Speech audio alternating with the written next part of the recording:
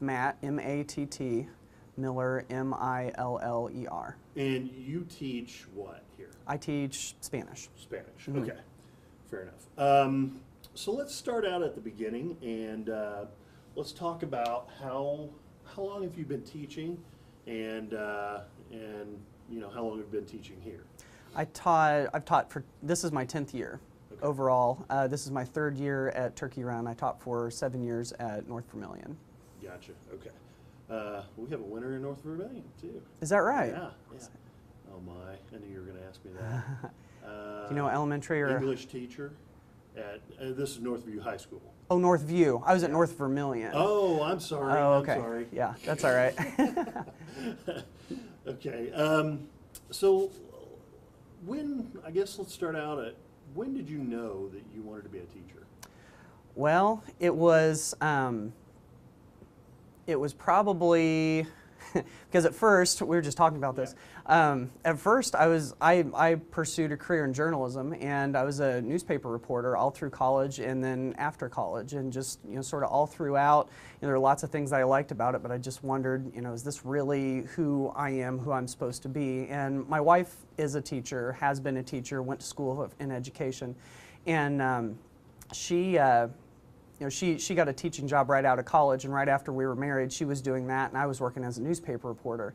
And she always came home with neat stories about the things that her kids were doing and different things that they were doing and everything, and I just always kind of kept thinking, wow, that sounds really neat. And whenever I would go and do stories in schools, I always thought, wow, this would be a great place to work. What would it be like to do this? And then I finally came to this point where I had to make a decision, and I thought, you know, I think the things that I did in journalism that I enjoyed the most were working with other people to help them, and I realized that's teaching, you know? And so at that point, I kind of realized it, and I jumped in, and, you know, you have your rough moments in the beginning of any career, but, you know, sort of all throughout, I kind of realized this is a better fit. This is, and then I never realized at the beginning how good a fit it was going to be, and it's just, you know, obviously gotten better and better since. Yeah.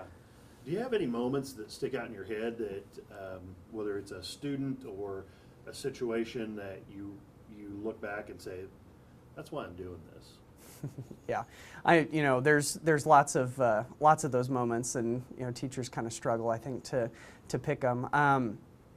It's those. I think it's, for me, it's a lot of those little moments, those little light bulb moments, you know. It's where, and the nice thing about those is that, you know, sometimes you get several of those every day, and you explain something and you kind of put a different twist on it, or, you know, a student's working on it, and you say, hey, what if you try it this way? And then they look up at you, and their eyes get a little bit wider, and they just kind of look you square in the eye, and they go, oh yeah, I never thought of it that, oh, okay, now that makes sense. And just seeing that click and knowing, okay, there's that connection made in their brain now. Now they've got it and they didn't have it before. You know, being able to give them something like that. It's just all of those little moments kind of all throughout, I think, are the big ones for me. If somebody walks into your classroom, what are they going to see? I mean, what are they going to see going on here? It totally depends on the day. It really does. And sometimes I think that if people walk into my classroom, they're going to think, is this really learning? Is this really a classroom? And I joke with my students sometimes that sometimes I'm amazed that I get paid to do this, because you know, because some of the things that we do are so much fun, and I think, wow, this can't be work, you know. But you walk into my classroom sometimes, and you know, everybody seems to talk about, if they talk about me, it seems to be about the technology side of things. So, you know, you might see students holding iPads and working on an app, or they might be around the school shooting video or taking pictures to put into a little presentation or something, or they might be seated at the computers working together on a document that they're all working together on as a class to try to produce that by the end of class. So there's, you know, doing internet research, that kind of thing. But then there are other days where I'm up in front of the class and it just looks like a traditional classroom. And I firmly believe that if my students are going to be able to use the Spanish language out in real life, that they've got to hear it and they've got to speak it and they've actually got to practice it. So, you know, a lot of times I'll get up in front of class, and as long as we're using the things that we're studying that week, we can talk about whatever as long as it's in Spanish. You know, that's kind of the beauty of teaching this is we can talk about nothing and we're doing what we're supposed to be doing, you know? So I do a lot of storytelling and pull my students in so they become like the stars of the story, and so we kind of practice that way. And one thing you won't find my students doing hardly at all is you know, you won't come in here and they'll just be sitting quietly working on worksheets or reading out of a book. In fact, I quit using my textbooks altogether about 4 or 5 years ago. They're in that cabinet right back there. And you know, we've been working off of resources online ever since, and that's been great. So those are some of the things that you'd probably see. How important do you think it is with kids this age group? How important do you think the technology is to use? It's huge for a couple of reasons for them to use technology. One is that's sort of their language. You know, that's sort of I kind of liken it to, it's almost like that's the house that they live in. You know, there's so much social media that kids are involved in. They look things up online and they do all of that, and that's what they're comfortable with. And I think if my classroom is totally different than that, you know, if you think of it as like a house, they would have to get on the road and drive down the street to, you know, wherever my classroom is, and they'd have to leave their house where they're comfortable.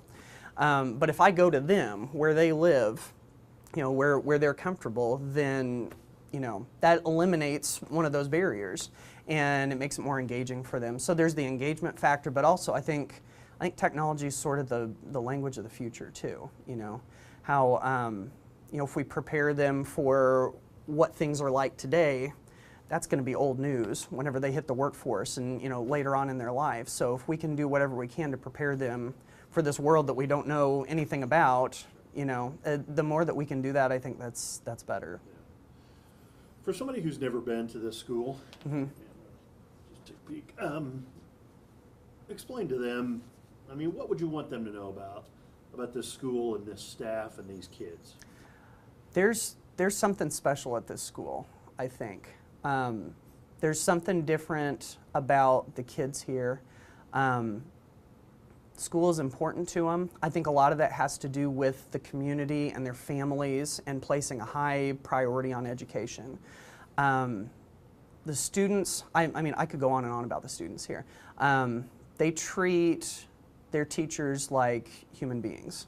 You know, they treat them like just normal people. And, you know, as, you know, I work with teenagers all day, obviously, and, you know, there's so much going on in their lives and there's so much change. I mean, and the hormones and the family situation, I mean, all of those things, it's so tough. But the students at this school just do a wonderful, wonderful job at that. And the teachers add to that atmosphere too. I mean, this is a school where you've got teachers that really care about the kids, that place a high priority on helping them to achieve, and not necessarily making their classes, you know, rigorous and difficult for the sake of punishing the kids or for making it hard on them, but because they want to see the best out of those kids. And, you know, those are some things that I think really make Turkey Run special. What, you know, I know that in this time right now, education it's tough. Yeah. There's a lot of things going on. Mm-hmm. What would you think is maybe the toughest thing about being a teacher, and what's the most rewarding as well? Gosh, that's a good question. I mean, there's so many challenges that teachers obviously face right now. But I still think some of the challenges that are the toughest are some of the ones that haven't changed over the years. The fact that teachers come in and many times, you know, teaching it's a fairly thankless job. You know, I mean, you come in and the students and the parents don't realize all the time that goes into it and all the time that you spend thinking about it when you're not sitting at your desk lesson planning or grading or whatever. And they don't see a lot of that. But, you know, we obviously didn't get into it for the thanks. We didn't get into it for the pay. We got into it because we love what we're doing. And, you know, so so that, that's one of the things that's tough, especially, sort of doing it day after day, week after week. It gets into, my wife and I always joke about how hard January and February are, because it's cold and it's dark and you just came off of break, and the kids aren't as enthusiastic then as they are in different parts of the year, and those are some of the tough times where you still try to do your best despite all those things. But it's great. It's I'm sort of amazed, like I said earlier, about how I get to come in here and I get to joke around with kids and I get to talk to them in the hallway, and every once in a while there are activities going on in the school and teachers get to be a part of it, and I get to have fun with them and laugh with them and talk to them in Spanish, and I get to relate to them and help them get things that are difficult otherwise, and then they can say that they've got it. I mean, all of that, I really can't see myself doing a whole lot other than that, Has it sunk in that you won the Golden Apple yet? No, of course not. Yeah, no, I was still, I had no clue any of this was. I mean, there was a chance, obviously, when I knew that I was a finalist, but I was totally. Our secretary joked that when she saw Mike Cleff walk in and I got that award, she said, "That's one of the few times I've ever seen Matt totally speechless," and I was totally flabbergasted. What does it mean to you? I mean, I assume you knew what the Golden Apple was. Yeah. And I don't know if you know any teachers. I know a couple. Yeah. Okay. What do you think of when you think of that award? Well, a couple things. One, I know that one other teacher at Turkey Run has won the award. She won it real early on. Her name's Karen Stetler, and whenever I think of her, she's since retired from Turkey Run, and there's still great things that, great stories that come around about her, and to think that, we're the two teachers at this great school that have won this award. I mean, that's huge for me. For me,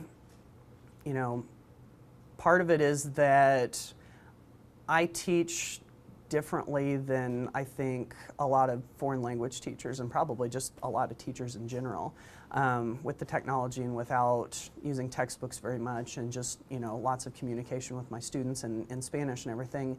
And at some point I had to break away from that traditional teaching mentality, and there was some doubt there, and there were some tough times, and I questioned myself a lot and thought, is this really best for my students? Is this, and through the years of, taking what works and throwing out what doesn't and everything, and it's just been a lot of trial and error. And I think that teachers sometimes are afraid to put themselves out on the line like that, or are kind of afraid to take risks. And for me, I took some risks and changed the way that I taught, and this is sort of validation for that. I mean, you mentioned it. You have a former winner from here, Mm-hmm. and I'm sure you've seen the program over the years. Mm-hmm. What does it mean to you now that your name is on that list? I was thinking about this. This is the 25th year for the Golden Apple, right?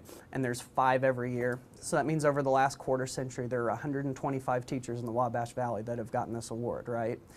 So that means that I am on one of those 25, and I think, man, I'm a teacher that's been teaching for 10 years, and I wasn't even an education major to start, I sort of felt like when I came into the profession that I was kind of like a second-class teacher, because I didn't pursue this at the very beginning, and just to think that, I don't know, that there's only 125 of them like that over the last quarter century. I mean, that I just keep coming back to that, and that blows me away. That, how in the world do I make the list when, I could walk down this hallway through the high school here, or go over to the elementary, and I could, if I had a handful of golden apples that I could pass out to teachers, I've got, probably 10 of them in mind right away that I could give those to. There's so much good teaching all over the place.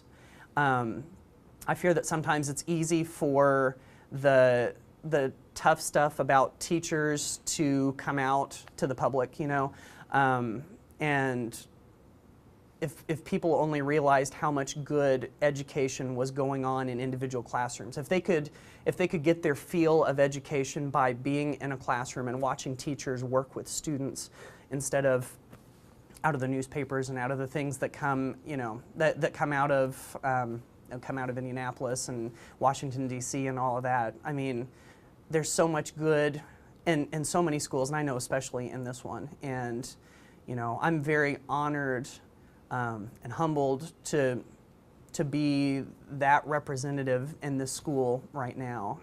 So that's awesome. When you're retired, mm-hmm. Which hopefully will be way down the road. Probably will be, yeah. What do you want your students to remember about you?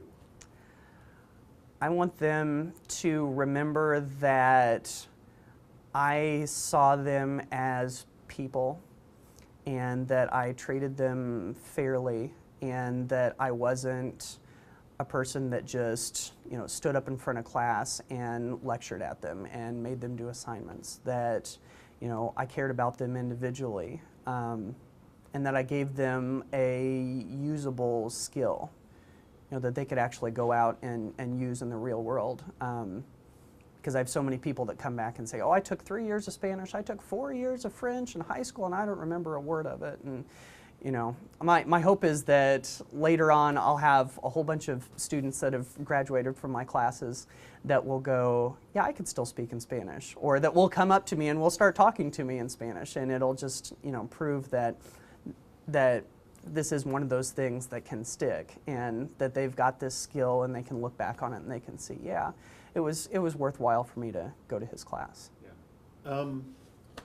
What, you know, like you mentioned, you're one of those people that when they scroll that list, your mm-hmm. name's going to be on there. Yeah. For a long time. Mm-hmm. And people are going to look at that, especially maybe younger people that are looking to get into this profession. Yeah. What's some advice that you would give to them coming into teaching? What do you think is the most important thing they need to know about it? A couple things. You know, I think, and it's tough to get into teaching these days, and I know some teachers that advise people not to go into education anymore because of, you know, the political climate and the evaluations and the litigation, and I mean, all of that stuff. I still think it's such a great profession. So I would still encourage them to do it if they think that their heart is in it, if they think, you know, that their love for helping kids learn something new and find new things out about themselves, you know, I'd still say go full force forward and do it. I think that sometimes teachers minimize the importance of relationships. And I think it's so important to develop those relationships with your students. And if, you know, it goes back to that old saying, they don't, I gotta remember how this goes. They don't, oh, now I'm on the spot. You're okay, it's recorded, so you can do it over and over again. Yeah, right. yeah. They don't care how much you, no. You're going to cut this out, right? Yeah. Okay. Oh, gosh. I'll just skip it. But the main takeaway there is that they've got to know how much you care about them before they're going to care about anything that you have to teach them.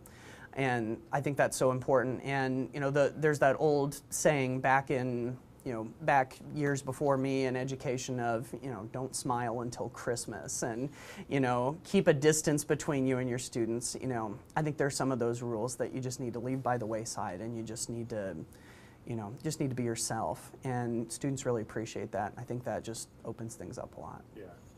Now, on a lighter note, because I'll probably use some of this stuff for some stuff during the program, okay. Not necessarily the piece. Sure. What did you think of Mike Clough's Spanish when he walked in? It was not too bad. It was pretty good. Let's see, his pronunciation, I give him about an 8 or a 9 or so. That's good. I would like to have seen him go on and give me a little bit more, maybe engage in some conversation, You probably practiced that part for a while. Yeah, I'd imagine so. But if he came in and he could have said, "Me llamo Mike Clef y yo soy de la estación de televisión Canal 10 y usted ha ganado el premio de la manzana dorada." I would have liked to have heard him say that. So if we can work that out, if we can get that on air sometime or something, we can get him down here. That would be awesome. Yeah. Perfect. All right, good. Is there anything that I didn't ask you that you think we need to touch on, or you think that's important to get out there?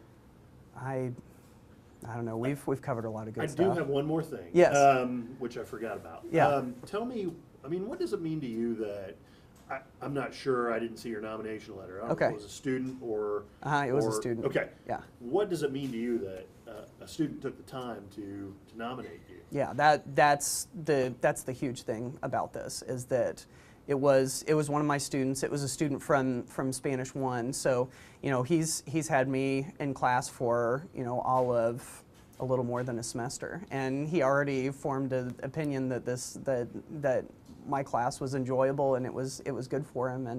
And he wrote the letter during a snow day. So he had the day off. He didn't have wrestling practice, I don't think, that day. He didn't have anything to do, and he was talking to his parents and thought, this would be a good thing to do. Why don't we do this? And he wrote this really nice letter. And there's something to be said about an administrator coming in and seeing my class a couple times a year and going, "Oh, he uses technology, and I hear good things from the kids. Okay, that's good." Or a parent who hears good things through their student, or but the students are the ones that are in here 180 days out of the year. They're the ones that are my greatest audience, and they're they're the greatest participants in everything that we do, and they're the whole reason that I do this. And if I got a letter of recommendation from my mom, or from from another somebody else who isn't in here day after day, that's great. But this is a true this is a true recommendation of what I do, and I appreciate that so much. It's got to make you feel good. It really does. Yeah, it's great. I mean, just to know that sometimes it's hard to play to teenagers' interests, and sometimes it's hard to connect with them. Just because, like I was saying earlier, being a teenager is hard. Because there's so much stuff going on, and to know that I've connected with these kids, that's why I do this.